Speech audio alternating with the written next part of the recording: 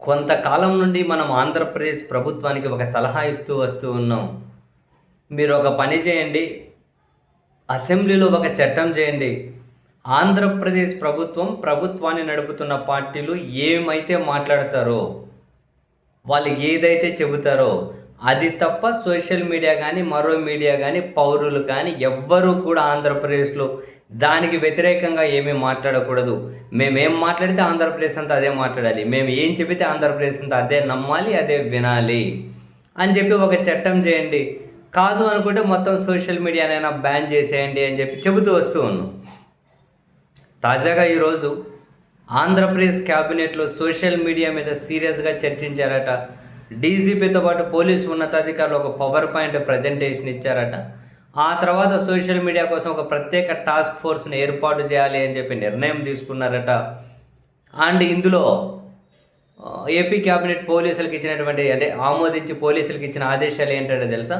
ప్రభుత్వం మీద వ్యతిరేకత పెంచే వీడియోలు ఆ వార్తలపైన, ప్రభుత్వం మీద వ్యతిరేకత పెంచే వీడియోలు వార్తలపైన, అసత్యాలు వాటిపైన, ఏదైనా ఒక విషయాన్ని వక్రీకరించి చెప్పే వాళ్ళపైన కూడా కేసులు పెట్టాలని చెప్పి నిర్ణయం తీసుకున్నారట. వావ్! ఎందుకు ఇంకా డెమోక్రసీ ఎందుకు? భావ ప్రకటన ఎందుకు? బేసిక్‌గా ఇవన్నీ ఏమవసరము? ప్రభుత్వాన్ని వ్యతిరేకిస్తే కేసులు పెడతారా? అసత్యాలు ప్రచారం చేస్తే కేసు. అసలు సత్యం అంటే ఏంటి? ఇప్పుడు ఉదాహరణకు జగన్మోహన్ రెడ్డి గారిని గొడ్డలి పార్టీ అంటారు. అది అసత్యమా? సత్యమా? సత్యమని ఎవరు చెప్పేది? అవును, వాళ్ళ సత్యం అంట, నేను అసత్యం అంట, లేకుంటే నేను సత్యం అంట, ఇంకోరు అసత్యం అంటారు. ఎవరు అక్కడ డిఫర్ అయ్యేది? సో ఏది వాస్తవం? మళ్ళీ ప్రభుత్వం తరపున ఒక ఫ్యాక్ట్ చెక్ అని ఉంది. అన్ని అబద్ధాలే చెబుతూ ఉంటారు. మొన్న ఒక చిన్న పిల్లను హాస్టల్ నుంచి పంపించేస్తే వార్డెన్ అది పంపించలేదు అబద్ధం అంటాడు, ఫ్యాక్ట్ చెక్.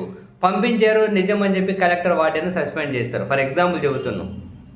రాజకీయాల్లో కొన్నిసార్లు అబద్ధాలు, కొన్నిసార్లు నిజాలు సర్వసాధారణం, జనరల్గా వెళ్తూ ఉంటాయి. దానిపైన అలా చెప్తే కేసులా? ఏదైనా వక్రీకరించడం ఏంటి? సోషల్ మీడియాను అభ్యంతరకరంగా వాడకూడదు, దూషణలు ఉండకూడదు, బూతులు ఉండకూడదు అనే స్టేజ్ మొత్తం దాటుకొని పోయేసి ఇప్పుడు అసలు ప్రభుత్వానికి వ్యతిరేకంగానే ఉండకూడదే, ఉంటే కేసులు పెడతామని చెప్పి దానికోసం ప్రత్యేక task force. Fake social media అకౌంట్లు, ఫేక్ పేర్ల మీద నోటికి ఏది వస్తే అది మాట్లాడే వాళ్ళను స్వయాన ముఖ్యమంత్రి గారే వాళ్ళ ఇళ్ళకి వెళ్ళి వాళ్ళని ప్రోత్సహించి వస్తూ ఉంటారు. కానీ అధికారంలో ఉన్న వాళ్ళు ఏం చేసినా చెల్లుబాటు అయిపోతుంది. అధికారంలో ఉన్న వాళ్ళని ఎవరైనా ప్రశ్నిస్తే, ఉన్న వాళ్ళ గురించి ఏమైనా మాట్లాడితే అయిపోయి ఇంకా కేసులేరా? దానికోసం ప్రత్యేకంగా టాస్క్ ఫోర్స్ అట. అసత్యాలు లేవో పెట్టినా, చేసినా, వక్రీకరణలు చేసినా, లేదు అంటే ప్రభుత్వాన్ని మీద వ్యతిరేకత పెంచినా ప్రజల్లో ఏంటి ఇదంతా ఇంకంతే నియంతృత్వం ప్రకటించేయచ్చు. కాదు అనుకుంటే ఒక చట్టం చేసి సోషల్ మీడియాను బ్యాన్ చేయొచ్చు. కాదు అంటే ఇంకో చట్టం చేసి ఏం చేసినా మేము మాట్లాడింది, మేము చెప్పింది మొత్తం సాయంత్రం అయ్యేసరికి మొత్తం ఒక ఒక ఒక ప్రకటనలన్నీ అంటే ఒక నివేదిక లాంటిది విడుదల చేస్తాం. నివేదికని కాదు, సాయంత్రం అయ్యేసరికి ఒక పేపర్ విడుదల చేస్తాము ప్రభుత్వం వైపు నుంచి. దాంట్లో ఉన్నదే మీరు మాట్లాడుకుంటూ పోవాలి, దాంట్లో ఉన్నదే మీరు చెబుతూ పోవాలి. ఒక అక్షరం అటు ఇటు అయినా కూడా కేసులు పెడతామని చెప్పి ఒక చట్టం చేస్తే అయిపోతుంది. మరి ఇంత ఎక్స్ట్రీమ్గా మరి ఆంధ్రప్రదేశ్లో ఓవరాల్గా 2.5 కోట్ల మంది నాన్న ప్రభుత్వం మీద అందరూ అనుకూలంగా ఉంటారు కదా. ప్రభుత్వం మీద వివిధ అంశాల వ్యతిరేకంగా ఉన్న జనాలందరినీ ఎక్కడికక్కడ జైలు కట్టి వాళ్ళు జైల్లో పెట్టాలేమో. ఇంకా వామ్మో, అసలు ఒక్క చిన్న విమర్శను కూడా తట్టుకోలేని పాలకులు ఏదో ఒకట్లేండి, మీరు ఏం చేసినా మీరు చెల్లుబాటు అవుతూ ఉంది. రేపు అసలు ఇప్పుడు నేను చెప్పినట్లు చట్టాలు చేసి ఏం చేసినా కూడా చెల్లుబాటు అవుతుంది. దానికి మద్దతు ఇచ్చే జనం కూడా ఉంటారు. పెట్టండి, చేసిన ప్రభుత్వాన్ని వ్యతిరేకించినా కూడా కేసులే పెట్టాలని నిర్ణయం తీసుకున్నారట.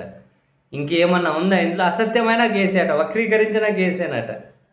ఇంకెవరు అసలు నోరు తెరిస్తే అందరి మీద కేసే పెట్టాలి. ప్రభుత్వం వ్యతిరేకిస్తే కేసే పెట్టాలి. ఇప్పుడు వీళ్ళు ఒక సూపర్ 6 అనే మేనిఫెస్టో ఇచ్చారు, అందులో ఫస్ట్ 2 అమలు చేయలేదు, మిగతావి కూడా సరిగ్గా అమలు చేయడం లేదు అని ఎవరన్నా అంటే అసలు ప్రభుత్వం మీద వ్యతిరేకత వాళ్ళ మీద కేసు పెట్టేసి మస్తుంది. నిజంగా పెట్టండి, ఎంతమంది మీద పెడతారు?